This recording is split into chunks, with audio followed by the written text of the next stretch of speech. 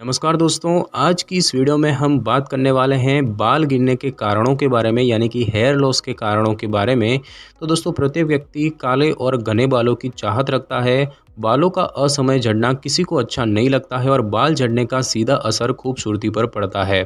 कम बालों के कारण इंसान उम्र में भी अधिक लगता है और वर्तमान समय में यह समस्या बहुत तेजी से बढ़ रही है। एक स्टडी के अनुसार पुरुषों में बाल झड़ने की समस्या महिलाओं की तुलना में अधिक पाई जाती है, लेकिन बालों का झड़ना और पतला होना महिलाओं में भी कम नहीं है, लेकिन इसके कारण ज़रूर अलग अलग हो सकते हैं।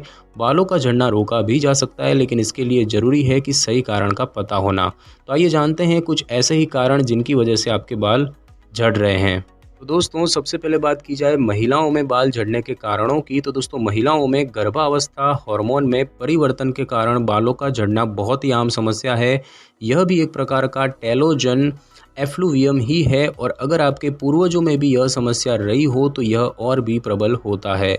रजोनिवृत्ति के दौरान हार्मोनों में परिवर्तन के कारण भी बाल झड़ते हैं और इस समय बालों की फॉलिकल छोटी हो जाती है, जिस कारण से आपके बाल अधिक झड़ते हैं। तो दोस्तों, महिलाओं में बाल झड़ने के कारणों की अन्य कारणों की बात करें तो सबसे पहला है खून की कमी, यानी कि एनीमिया। आजकल खून की कमी महिलाओं में बहुत बड़ी समस्या बन गई है।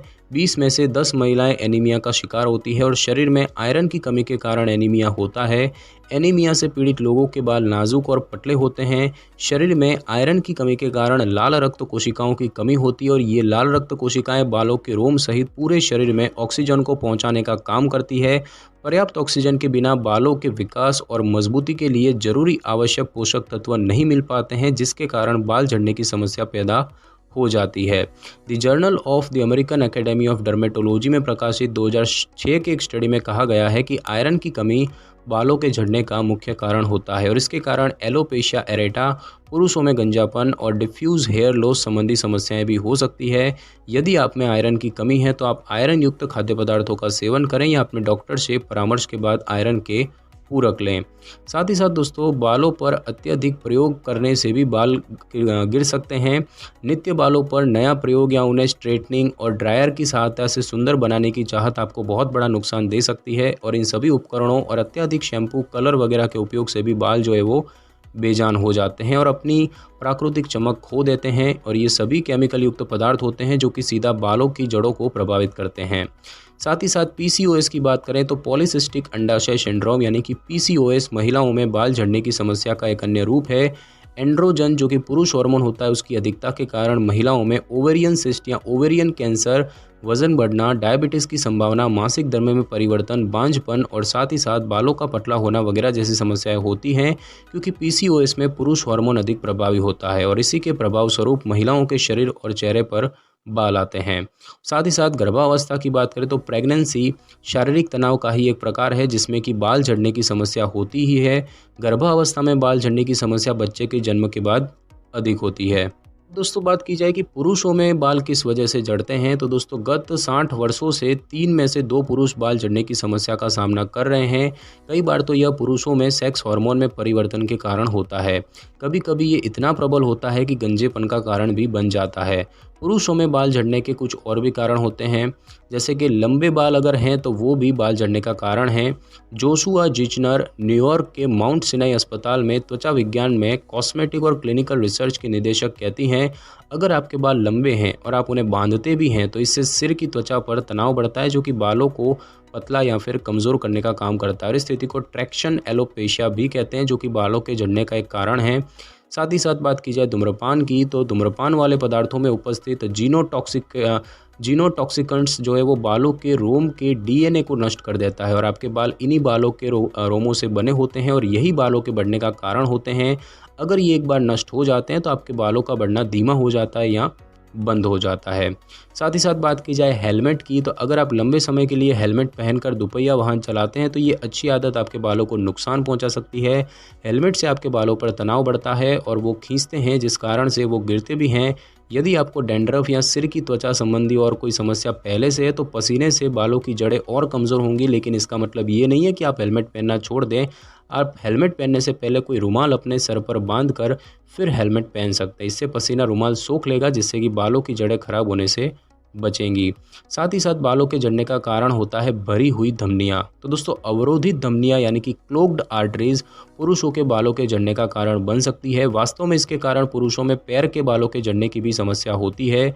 The archives of internal medicine में प्रकाशित 2000 की एक स्टडी में पाया गया कि पुरुषों में गंजेपन और कोरोनरी हार्ट रोग दोनों एक दूसरे से जुड़े हुए हैं। अपने बहुमूल्य बालों की रक्षा करने के लिए अपने दिल की देखभाल करना भी बहुत महत्वपूर्ण है। अपने हार्ट की समय समय पर जांच कराते रहिए और साथ ही धूम्रपान और मदिरा के सेवन से बचें। रोज़ाना व्यायाम करें और अपने दिल की हालत में सुधार करने के लिए अपने शरीर से वसा को कम करें।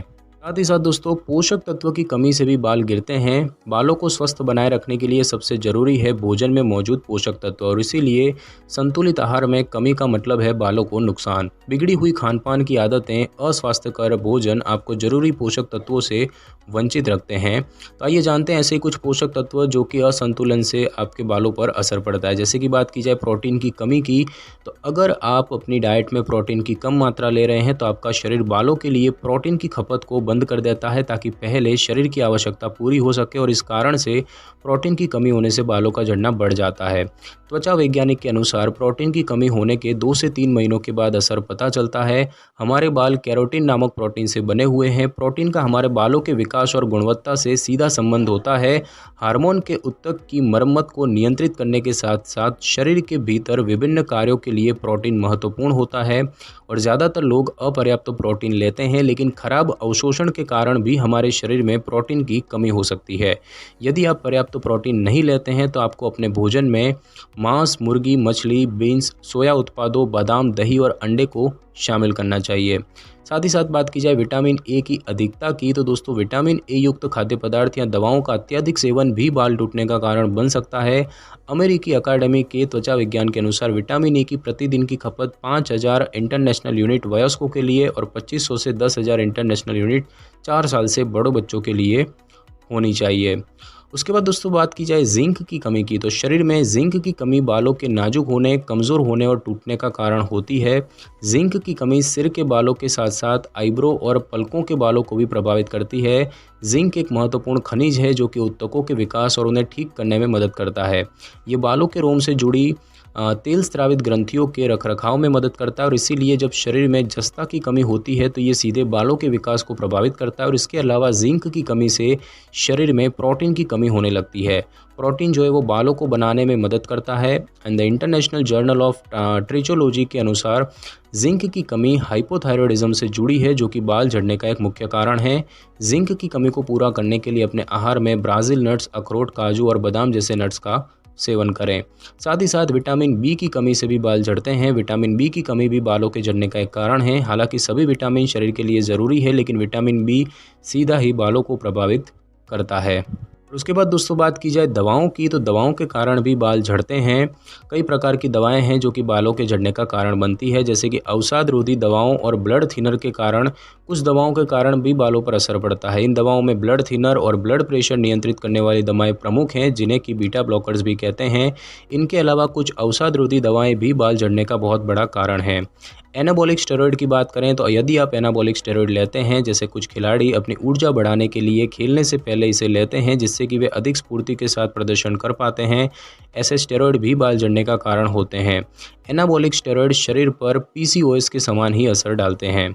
कुछ ऐसी बीमारियां हैं जिनके कारण भी बाल झड़ते हैं, जैसे कि बात की जाए एलोपेशिया एरेटा की, तो बालों के झड़ने का एक मुख्य कारण एलोपेशिया एरेटा विकार होता है, जिसमें कि प्रतिरक्षा प्रणाली बालों की जड़ों पर हमला करती है और बाल झड़ने लगते हैं। यह विकार महिला और पुरुष दोनों को प्रभावित करता है, और ये विकार 20 साल से कम उम्र के लोगों में सबसे आम है, लेकिन यह किसी भी उम्र के लोगों को प्रभावित कर सकता है। और इस विकार में बाल गोल गोल पैच में सर से पूरी तरह से गिर जाते हैं, और इस विकार में सिर के सारे बाल नहीं गिरते हैं, पर कभी कभी इस विकार के कारण शरीर के अन्य हिस्सों के बाल भी झड़ जाते हैं। और इस रोग के सही कारण का अभी तक पता नहीं चला है, लेकिन यह तनाव या फिर वंशानुगत बीमारियों जैसे कि टाइप 1 डायबिटीज़ या फिर रोमेटिक गठिया के कारण भी हो सकता है। इस रोग का कोई इलाज नहीं है, लेकिन कई उपचार विकल्प हैं जो कि आपके बालों को तेज़ी से बढ़ने में मदद कर सकते हैं और भविष्य में बालों को झड़ने से रोक सकते हैं। इलाज की जानकारी लेने के लिए अपने चिकित्सक से परामर्श करें। साथ ही साथ ल्यूपस रोग भी बाल गिरने का कारण होता है। ल्यूपस एक प्रकार की ऑटोइम्यून बीमारी है और इस स्थिति में शरीर अपने और बाहरी तत्वों में अंतर नहीं कर पाता है और अपने शरीर के तत्वों को ही नष्ट कर देता है, जिसके कारण भी बाल झड़ने की समस्या होती है। इस बीमारी में हमारी प्रतिरक्षा प्रणाली स्वस्थ ऊतकों पर हमला करती है और सूजन की समस्या पैदा करती है। इस रोग में त्वचा और खोपड़ी पर सूजन हो जाती है, जिसके परिणाम स्वरूप बाल झड़ने लगते हैं। ल्यूपस के मरीजों के बाल शैम्पू और ब्रश करने पर अधिक झड़ने लगते हैं और इसके अलावा उनके बाल शुष्क और खुरदुरे हो जाते हैं। इसके अलावा ल्यूपस के कारण ऑटोइम्यून थायराइड रोग भी हो सकता है, जो कि बालों के झड़ने का एक और सामान्य कारण है। The north American journal of medical sciences में प्रकाशित 2009 की एक स्टडी में बताया गया है कि सिस्टेमिक ल्यूपस एरिथेमेटोसस के कारण बाल झड़ने की समस्या होती है। साथ ही साथ हाइपोथायरॉयडिज्म भी इसका कारण हो सकता है। हाइपोथायरॉयडिज्म गले में उपस्थित ग्रंथि में वृद्धि के कारण होता है। इस स्थिति में यह ग्रंथि थायराइड हार्मोन का अधिक से अधिक स्रावण करती है। यह ग्रंथि शरीर के मेटाबॉलिक प्रक्रिया, वृद्धि एवं विकास में भी सहायता करती है। जब यह सुचारू रूप से कार्य नहीं करती है तो प्रतिक्रिया स्वरूप बालों के झड़ने की समस्या उत्पन्न होती है। अंडर एक्टिव थायराइड यानी कि असामान्य रूप से निष्क्रिय थायराइड पर्याप्त थायराइड हार्मोन का उत्पादन नहीं करता और बालों के विकास को प्रभावित कर सकता है। यह सिर के साथ साथ भौहों और शरीर के अन्य बालों की बनावट को भी प्रभावित कर सकता है। The journal of clinical endocrinology and metabolism में प्रकाशित 2008 की एक स्टडी ने बताया है कि थायराइड हार्मोन बालों के विकास के चक्र के साथ साथ बालों की रचना के कई पहलुओं को प्रभावित करता है। साथ ही साथ दोस्तों, बाल खींचने की आदत भी बाल झड़ने का कारण हो सकती है। बाल खींचना, जिसे कि हम ट्राइकोटिलोमेनिया कहते हैं, इस रोग से पीड़ित लोगों की बाल खींचने की आदत होती है और यह एक प्रकार का अनियंत्रित विकार है जिसमें कि व्यक्ति का खुद की इस आदत पर नियंत्रण नहीं रहता है।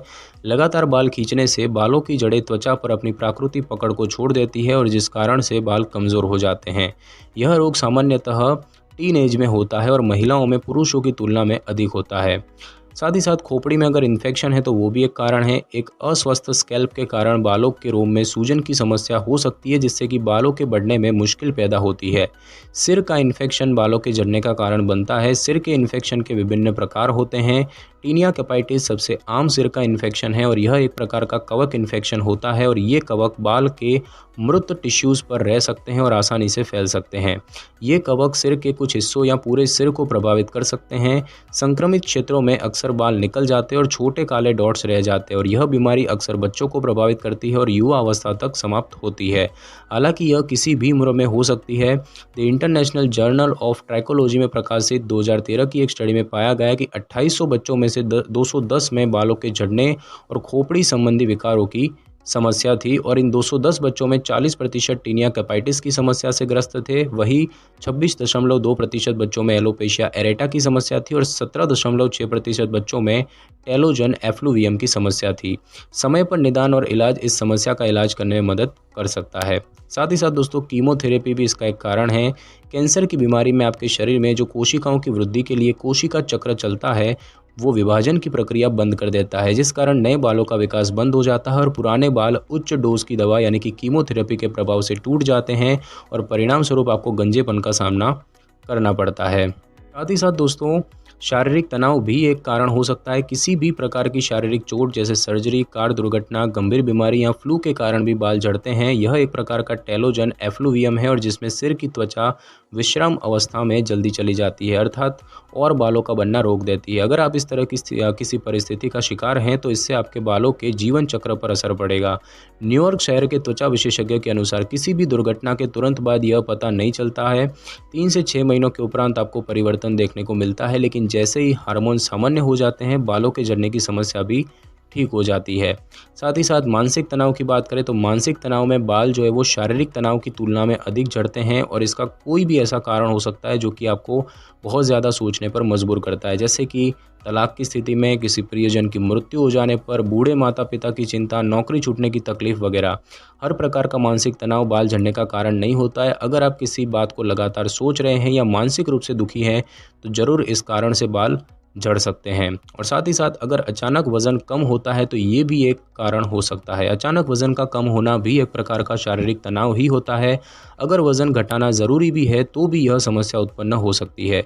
वज़न घटाने की प्रक्रिया में आपके शरीर पर तनाव बढ़ता है या फिर खान-पान की गलत आदत विटामिन और खनिज की कमी का कारण हो सकती है। खान-पान की गलत आदत भी एक प्रकार की समस्या है जिसे कि एनोरेक्सिया या फिर बुलिमिया कहा जाता है। तो दोस्तों आज की इस वीडियो में बस इतना ही। अगर आपको मेरी ये वीडियो और जानकारी अच्छी लगी हो तो वीडियो को लाइक और शेयर कर दीजिए और कमेंट करना बिल्कुल भी ना भूलें। और अगर आप हमारी चैनल पे नए हैं तो चैनल को कर लें सब्सक्राइब और बेल आइकन के बटन को ज़रूर क्लिक कर लें ताकि मेरी नई वीडियो की नोटिफिकेशन सबसे पहले आपको मिल सके। Thanks for your time.